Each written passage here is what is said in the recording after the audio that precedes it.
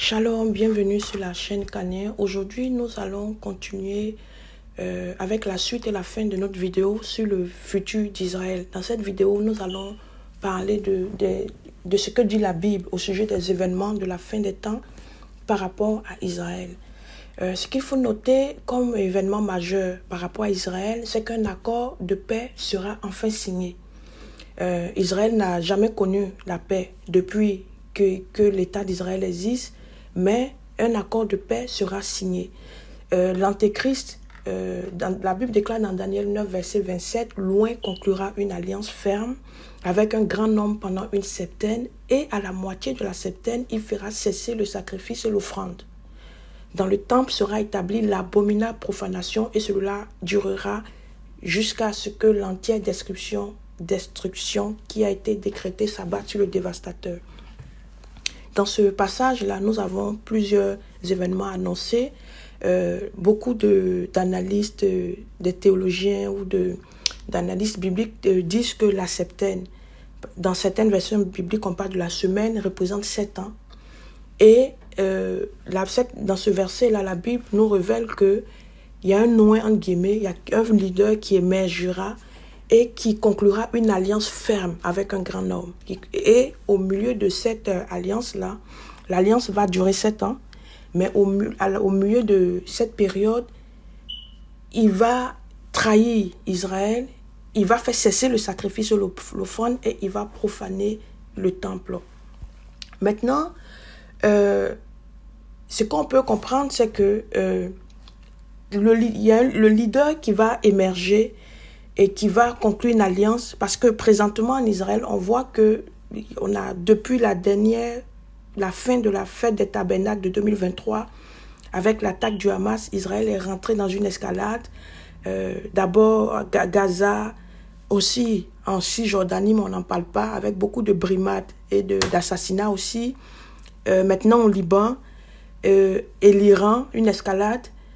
Et dans leur plan, quand vous écoutez les responsables militaires, la Syrie est ciblée, et même l'Irak aussi.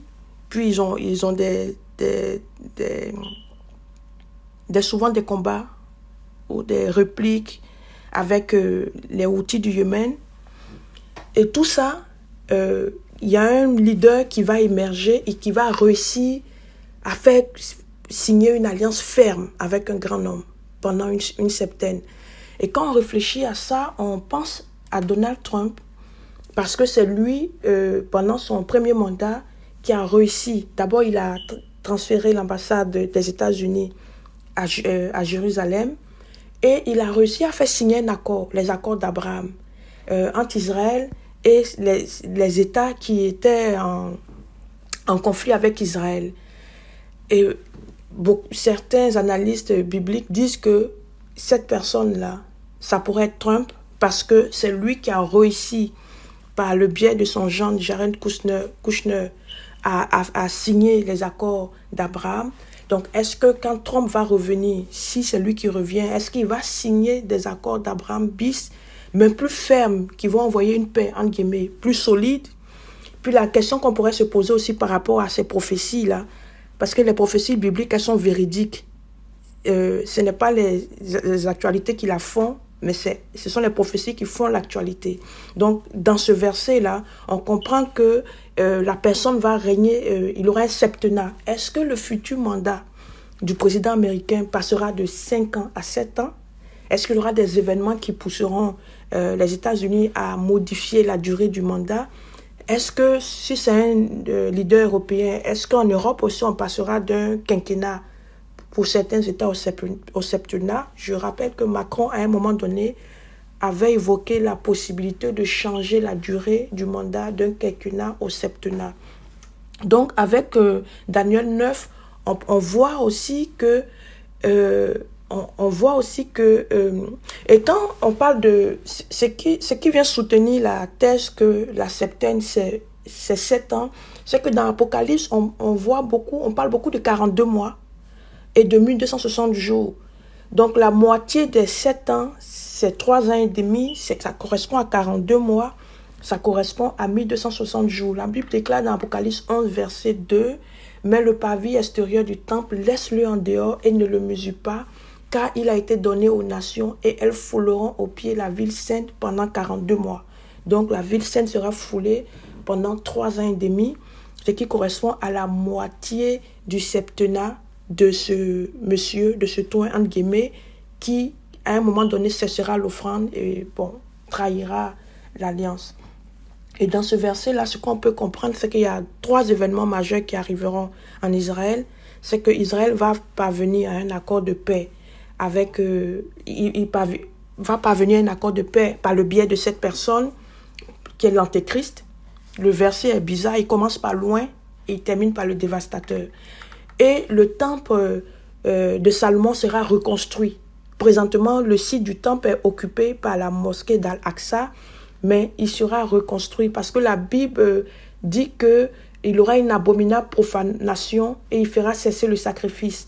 Donc, on ne peut pas profaner un temple qui n'existe pas.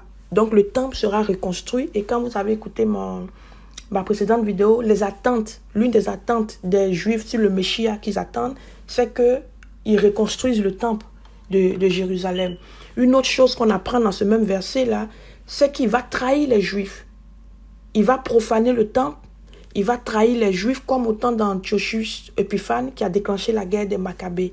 La Bible déclare, verset 9, Daniel 9, verset 27, et à la moitié de la septaine, il fera cesser l'offrande. Il fera cesser l'offrande. Une autre chose qui va arriver en Israël, c'est qu'une coalition de nations vont entrer en guerre contre Israël. C'est la fameuse prophétie de la guerre de Gog et Magog.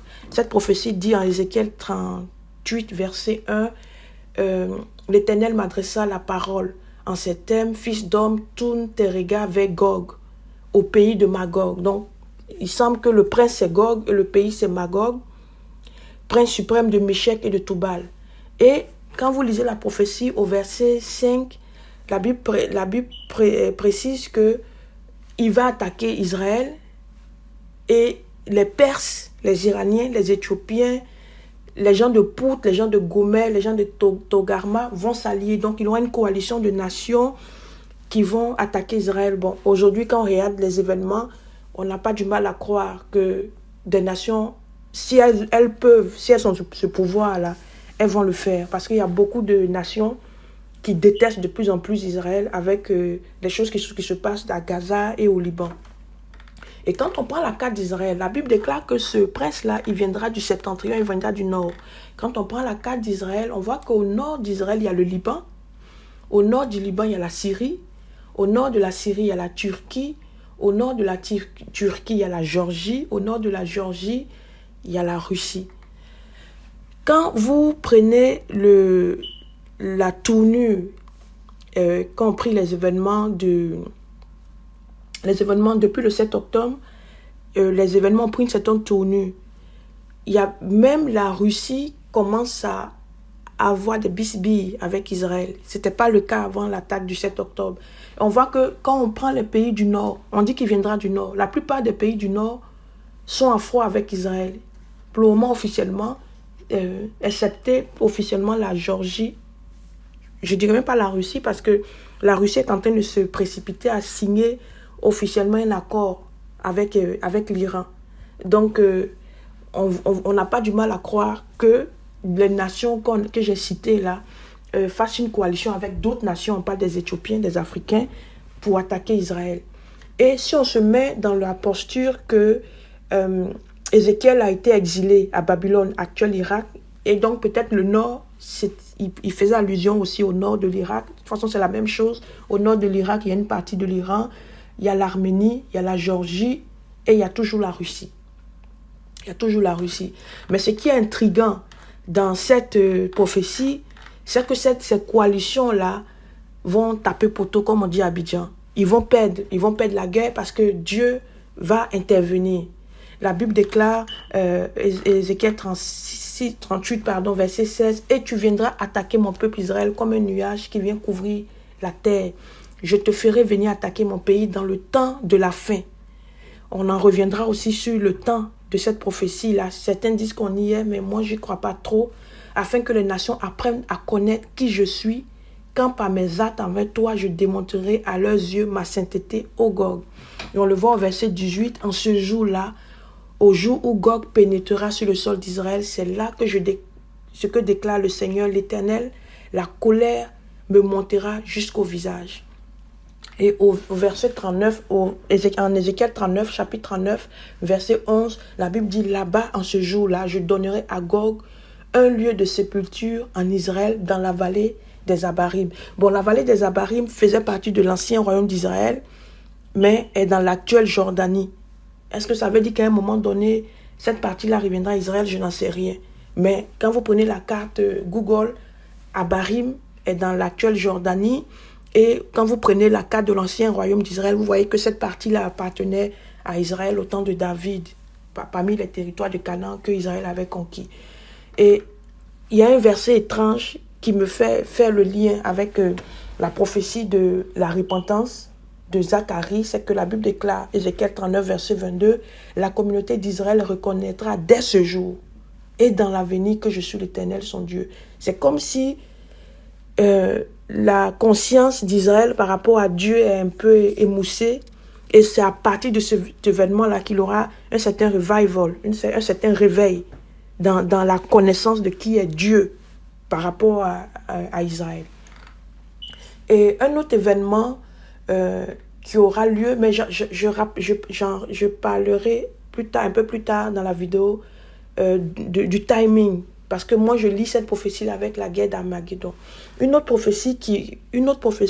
événement prophétique annoncé en Israël, c'est qu'il y aura un grand réveil en Israël avec l'œuvre des deux témoins.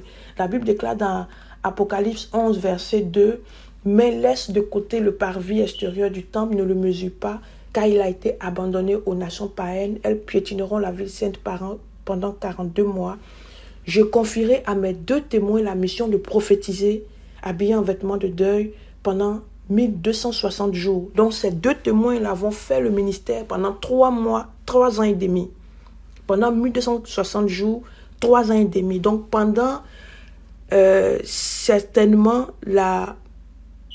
soit la première moitié, soit la deuxième moitié, mais d'après ma compréhension, c'est certainement pendant la deuxième moitié, au moment où l'Antéchrist va les trahir, pour réveiller, comme Néhémie l'a fait, ou Élie l'a fait, pour réveiller l'esprit des Israélites, pour réveiller l'esprit des Israélites à la repentance par rapport à l'Éternel. Et la Bible déclare même que ces témoins-là vont être mis à mort par l'Antéchrist, leurs corps seront filmés pendant un temps où les gens s'envoient des cadeaux, peut-être certainement pendant la période de Noël, et ils vont ressusciter. Et la Bible aussi annonce un temps de repentance et de reconnaissance du vrai Messia en Israël. Oui, oui, un temps de repentance et de reconnaissance du vrai Messia en Israël. Parce que si on réfléchit simplement, quand vous écoutez les rabbins juifs, ils attendent le Messia. Ils attendent un Messia juif qui va venir. Écoutez ma précédente vidéo, vous allez avoir la liste de leurs attentes par rapport au Messia. Maintenant, si Jésus est vraiment le Messie, le Messie qu'ils attendent est un faux Messie. Le Messie qu'ils attendent est un faux Messie. Donc, ils sont dans l'erreur depuis le moment où ils n'ont pas reconnu Jésus. Ils sont dans l'erreur. Et c'est pendant ce temps-là qu'ils vont réaliser qu'ils se sont trompés. C'est pendant ce temps qu'ils vont réaliser qu'ils se sont trompés. La Bible déclare dans Zacharie 12, verset 10, « Alors, d'abord, je répandrai alors sur la famille de David et sur ceux qui habitent Jérusalem un esprit de pitié et de supplication. Alors, ils tourneront. » Donc, je fais le lien entre l'œuvre des deux témoins et la trahison de l'Antéchrist et cet état de fait-là. Alors, ils tourneront leur regard vers moi, celui qu'ils auront transpercé. Ils porteront le deuil pour lui, comme on porte le deuil pour un enfant unique. Ils pleureront sur lui, tout comme on pleure amèrement pour son premier fils aîné, pour son fils premier-né.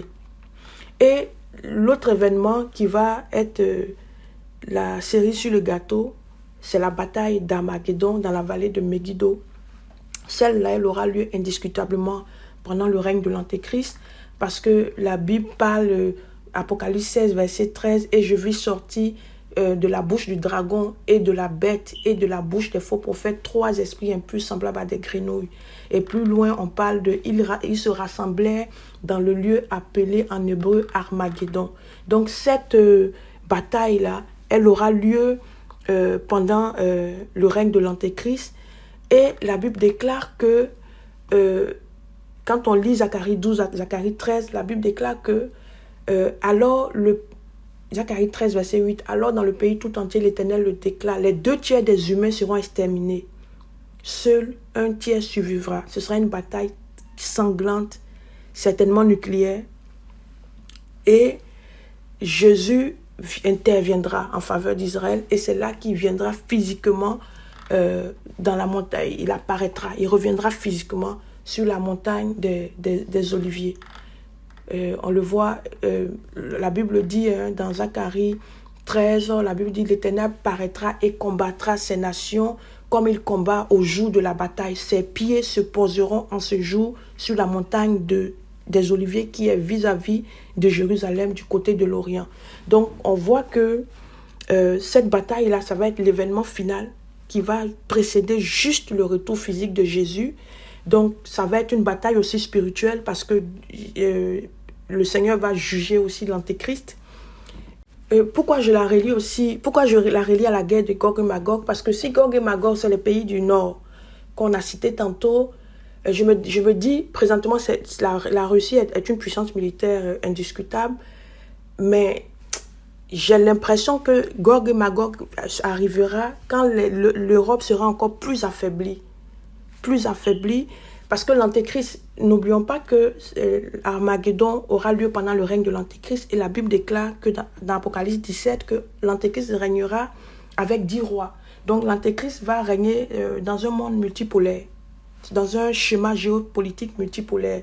Donc c'est pourquoi je relie les deux événements, et je me dis qu'ils auront lieu. C'est vrai qu'il peut avoir une guerre ou des combats entre Israël, l'Iran, le Liban, et justement l'accord de paix qui va être signé par l'Antéchrist viendra dans ce cadre-là, dans ce contexte-là. Mais ce ne sera pas Gog et Magog, ce ne sera pas Armageddon encore.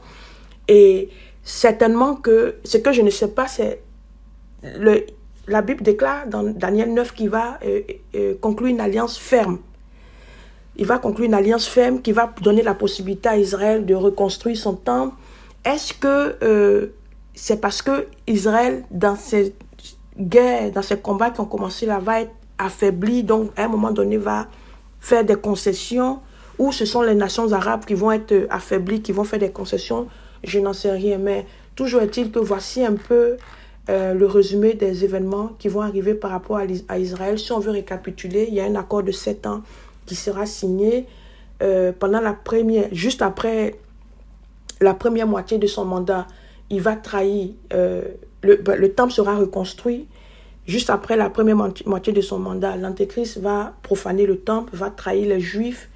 Il aura une œuvre puissante d'évangélisation des 2 témoins. Il aura une repentance des Juifs qui vont se tourner vers Jésus-Christ de Nazareth. Et il aura l'attaque de Gog et Magog et la farouche bataille de la vallée de Megiddo que je relis ensemble.